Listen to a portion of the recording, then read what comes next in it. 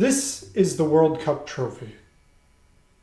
In 48 days' time, it will be handed out to one nation or another, lifting the trophy high upon the sun at MetLife Stadium in East Rutherford, New Jersey.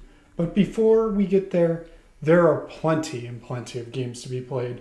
An expanded field this year with 48 teams, a round of 32 instead of just the round of 16, and plenty of action spanning Canada, the United States, and Mexico. Welcome in, everybody. My name, of course, is Nick Burt. It was 4 years ago, sat in a dorm at Michigan State University, said, you know what, this year I'm going to take it to the masses. I'm going to take some content, give it to the people, every single game of the World Cup. And it went pretty well. We called it quick kick around the pitch. 2 years later, out of college, I'm like, you know what, we're going to do it again for the Euro and the Copa America. And folks, we are now 2 years later. I'm proud to officially welcome you in to the Nick Burt Sports Network coverage of the 2026 FIFA World Cup. It has been a long road to get here. Qualifiers spanning almost 2 years, ending with teams qualifying for the first time ever, or maybe the 22nd time. It is going to be a long and winding road. In these next 48 days, I myself will be the guide for you through these times. Now, of course, I'm wearing this beautiful jacket from the last time this continent of North America hosted the World Cup. 1994, the U.S. hosted it. On the back, it says, "Making Soccer History." And folks, that is what we are going to do this time around once again. And here on the Nick Burt Sports Network, I want to make soccer history. I want to bring you all the content I can. And folks, we are getting underway right here, right now.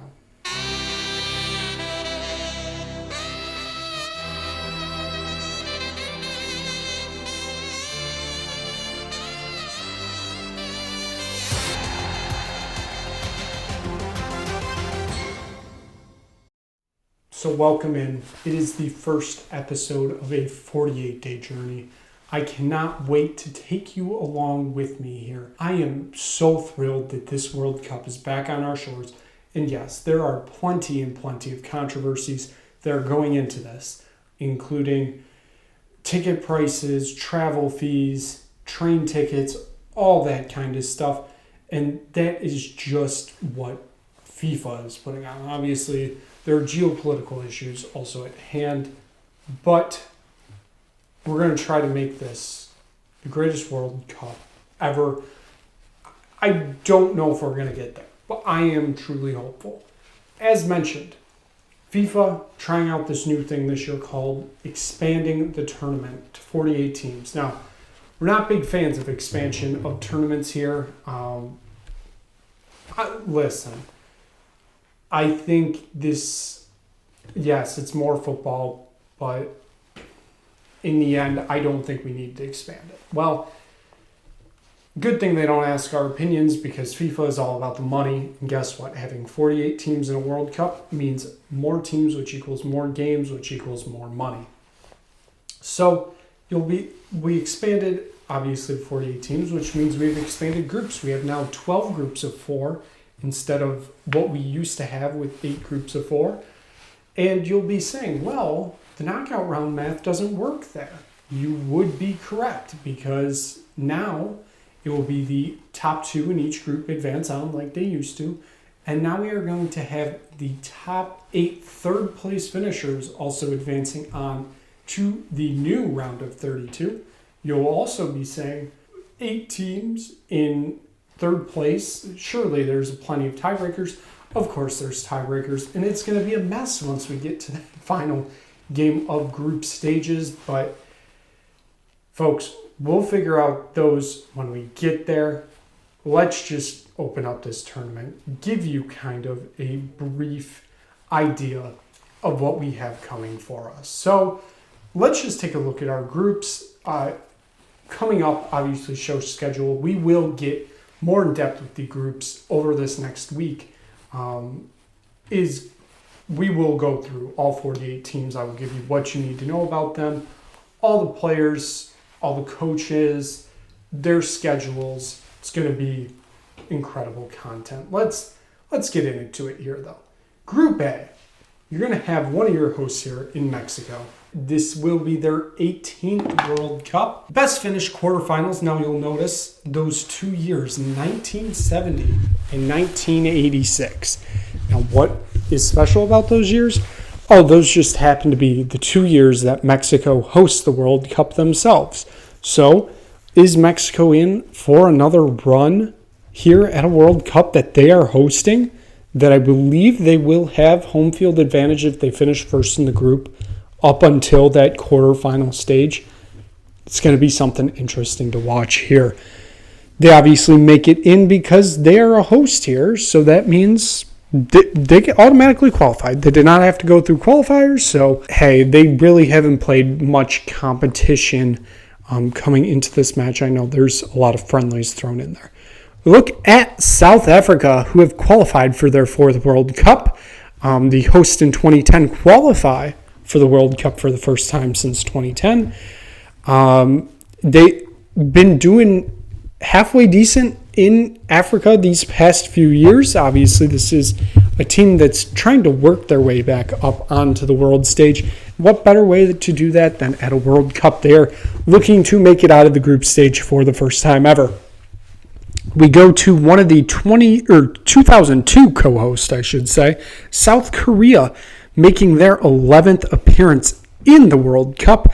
Their best finish was that 2002 tournament that they co-hosted, where they finished in 4th.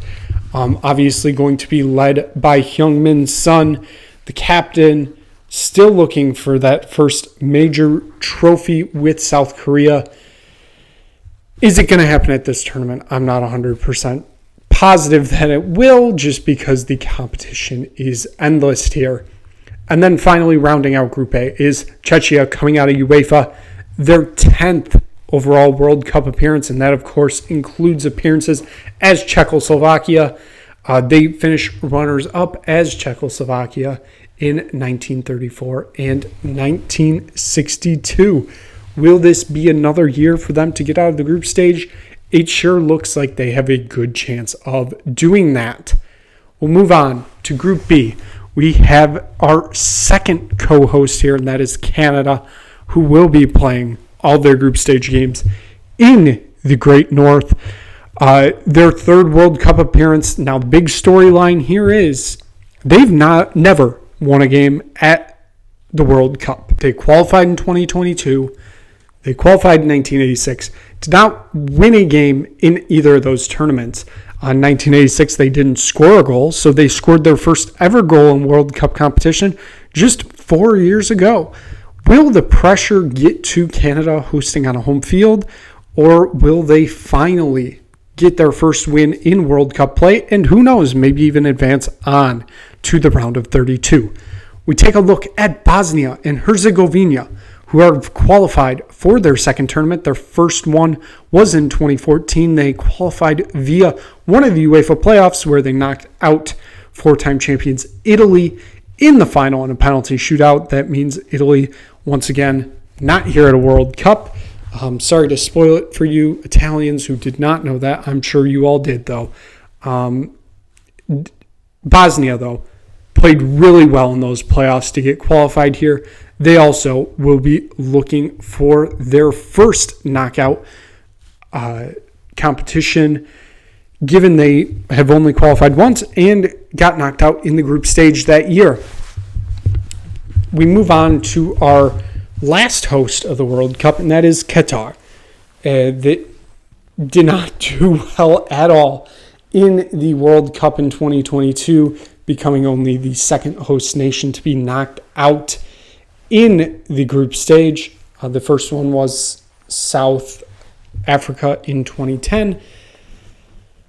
Can Qatar get their first knockout stage appearance this tournament? we'll see. This is definitely a group they could potentially do that in. And you look at your final team in Group B is Switzerland. Truly the old horse of this group, as nobody but Switzerland have made it onto a knockout round before.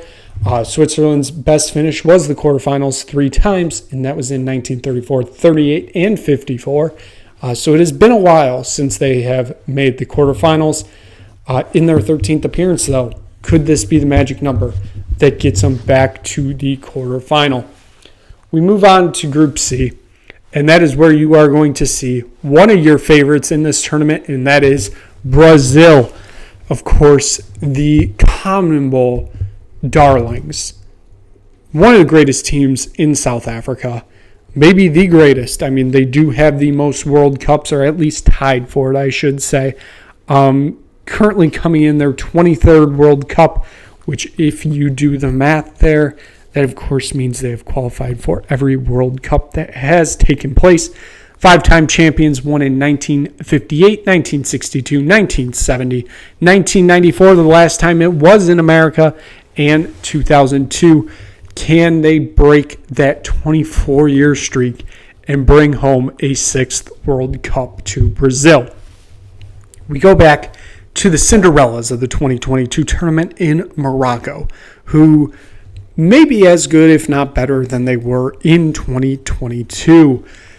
4th place finish in 2022, the farthest a African nation has ever gone. Can they maybe take that one step further and maybe get to a final, as they ran into a freight train that was a France team in 2022 and then lost that 3rd place game? We'll move on in Group C. Making their 2nd ever appearance is the country of Haiti, their first one since 1974. They are also looking for their first appearance in the knockout round. Would be a massive, massive opportunity for that nation. Given how qualifying went with the big 3 in CONCACAF, not in qualifying, opened up doors for teams like Haiti to qualify out of CONCACAF. It will sure be interesting to see what they can do at this tournament. And then we move on to your UEFA representative in this group, and that is, of course, Scotland. Their 9th appearance in the World Cup, never made it out of the group stage. That seems kind of hard to believe, but it is 100% true. 8 prior appearances, 0 knockout stage appearances. Will this be the year the Scots finally make it onto the promised land of the knockout round? We get to Group D, your final co-host and technically the true host of this tournament, as they will be hosting about 75% of the games. And that is the United States of America, making their 12th appearance in the World Cup. Best result was 3rd place in the first ever World Cup tournament. But past that, it has been nothing but mostly round of 16 exits, with a quarterfinal elimination in 2002 thrown in there. And of course, they got knocked out in the group stage in 1990 and 2006. Of course, didn't qualify in 2018. We go next to Paraguay. Their 9th appearance in this tournament. Their best finish was the quarterfinal in 2010. It's going to be interesting to see how this Paraguay team plays. Got through qualifying kind of easily in CONMEBOL, and that's saying something given some of the talent down there. It will definitely be interesting to see what they can do on American soil. We move on to Australia. Their 7th World Cup appearance.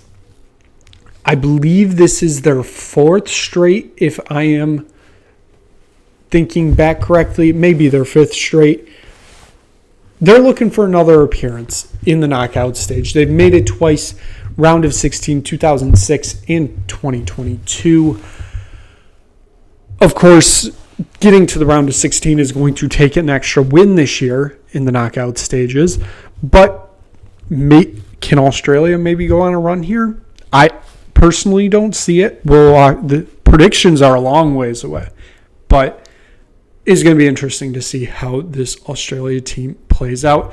And, of course, your final team in Group D is Turkey, making their third ever appearance in the World Cup, made it through the playoff in UEFA, their first appearance since 2002 when they finished third place in that tournament.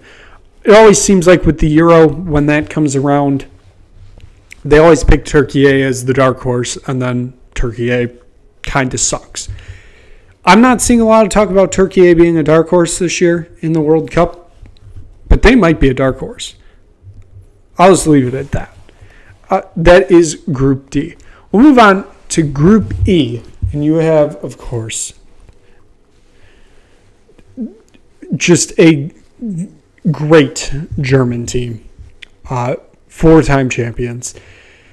21st appearance in the World Cup, and that 2014 World Cup victory, very important here, because prior to that, no European team had ever won a World Cup in the Americas, so that is North or South America, or technically Central America.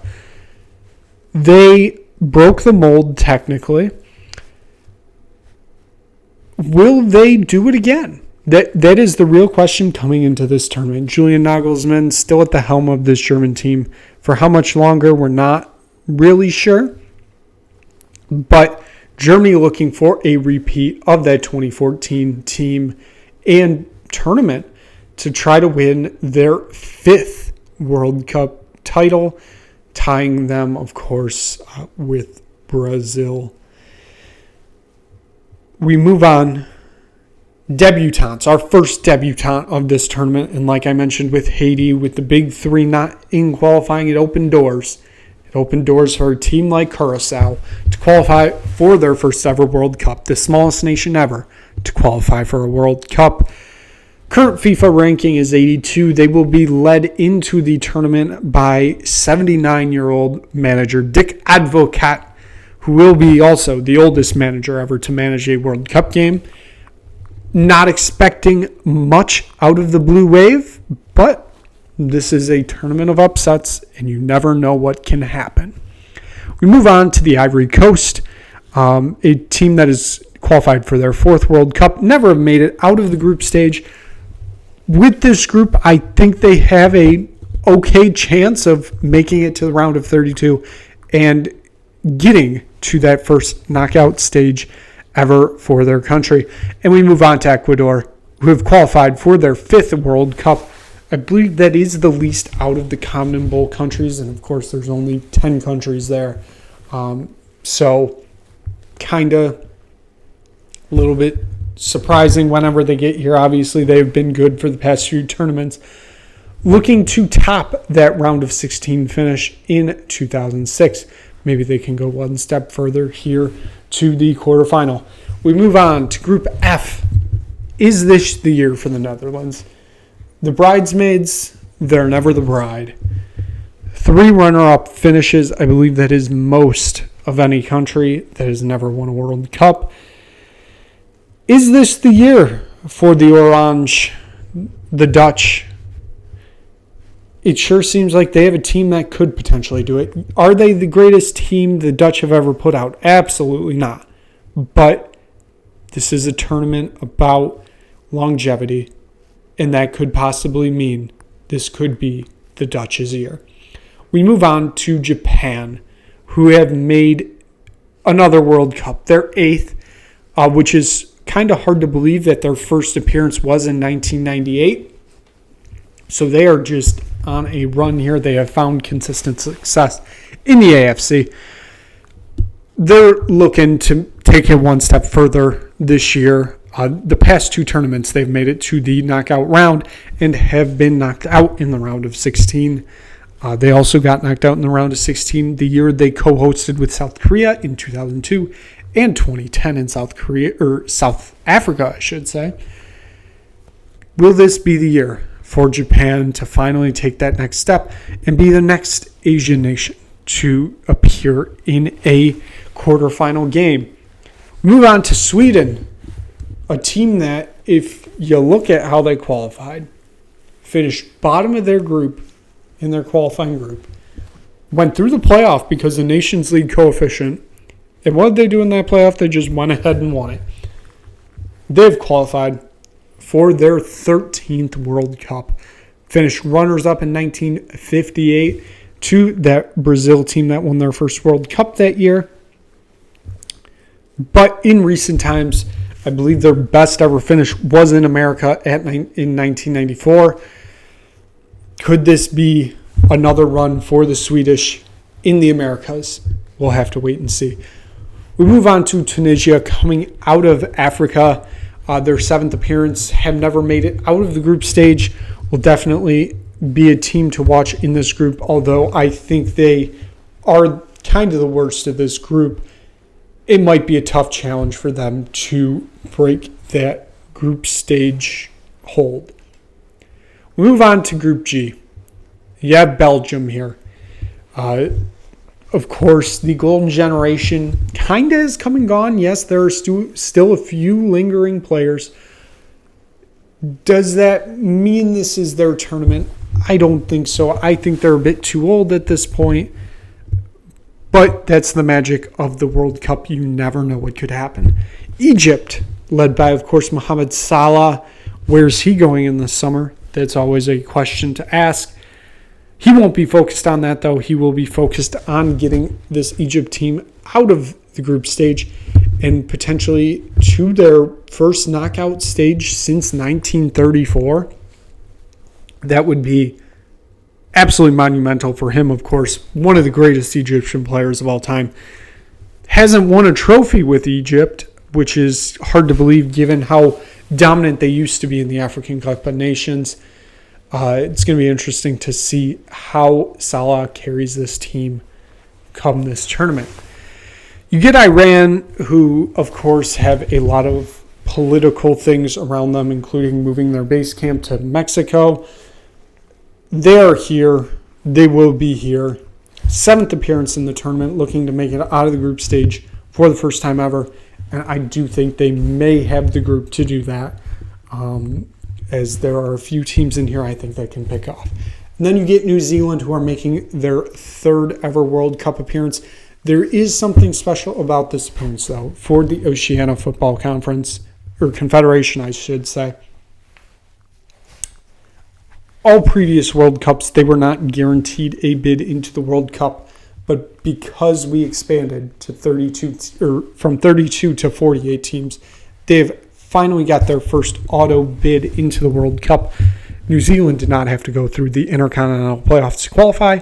They are here as a full-on qualifier. Absolutely huge for the Oceania Football Confederation. Now, there's only like 10 teams there, and New Zealand probably going to be the team to always qualify from that. So, it is what it is. They're looking to make it out of the group stage for the first time ever. I don't know if this is the tournament they do it. We move on to Group H, and this is a stunning group. You have Spain, of course, the Euro champions in 2024. Lamine Yamal, Pedro Porro. You look at all the names that could potentially be on this team. Starting for this team, Marco Cucurella, Unai Simon. This is a phenomenal team. There is a reason why they are currently the favorite to win this tournament. They're going to have a tough challenge, but they are looking to get that second star above their crest and win their first World Cup since 2010. We take a look at our next debutante in this tournament, and that is Cape Verde, coming out of Africa. First ever World Cup appearance. Kind of a fairy tale run through qualifying in Africa. They have made it, though. They will be in America. Can the Sharks stun some people and make it out of the group stage? We'll see, but this is going to be a very tough group to do it. We move on to Saudi Arabia, making their 7th ever appearance in the World Cup. Their best appearance came back here in America in 1994 when they made the round of 16. again, this is a tough group, and Saudi Arabia plays a big factor in that. We look back at 2022, that first game they played against Argentina, and guess what they did? They won 2-1 in that game. A just absolutely monumental victory for that country. They obviously did not make it out of the group, though. I think they missed out on goal differential, if I'm not mistaken. I could be wrong on that one. But Saudi Arabia, not to be messed with in this group. And then you get the two-time champions, Uruguay, closing out this Group H, which is just a stunning group. Their 15th appearance in this tournament. They, of course, have not won, though, since 1950. I don't think this is the year they had a third star. Well, technically, it would be a fifth because they already have 4 stars, with 2 of them being Olympic championships prior to the World Cup being formed. But we will see what Uruguay can do. Quick mention, Luis Suarez not in the World Cup squad. We'll obviously get more into that when we get to the group previews. Group I, now they are calling this one the Group of Death. You have the number 1 team in FIFA, France. They're the second favorites in this tournament, and for good reason. They are a very dominant team. There is a good chance it could be a France-Spain final, and nobody would bat an eye. Can they become the second ever European team to win a World Cup in the Americas? You have Senegal, who are in their 4th World Cup, coming off winning the African Cup of Nations this year. Is this the year Senegal match their quarterfinal appearance, or maybe do better than that? We'll have to wait and see. You have Iraq, who are not a team to just push over. Yes, they are probably the worst team in this group, but that does not mean they are bad. They are a quite good team, making their 2nd ever World Cup appearance. They qualified through the Intercontinental Playoff. They're looking to make it out of the group stage for the first time. And your final team in Group I is Norway, led by Erling Haaland. But Norway is kind of in a early golden generation spot.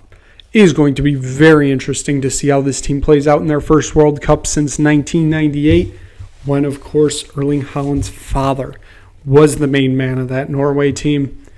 They made it out of the group. Can Norway do it again this year? We move on to Group J. Here it is, your defending champions looking to go back-to-back. And it would be the first back-to-back in a long, long time. Argentina. What else can be said about Argentina? There's a reason why they're the 3rd favorite in this tournament. They are still very good. Lionel Messi still doing just Lionel Messi things. Most likely, I'm going to assume it's his last World Cup. I mean, Argentina may be as good as they were in 2022. Going to be interesting to see how that plays out. Now, the rest of the group, I will admit, not the best. Algeria, making their 5th World Cup appearance.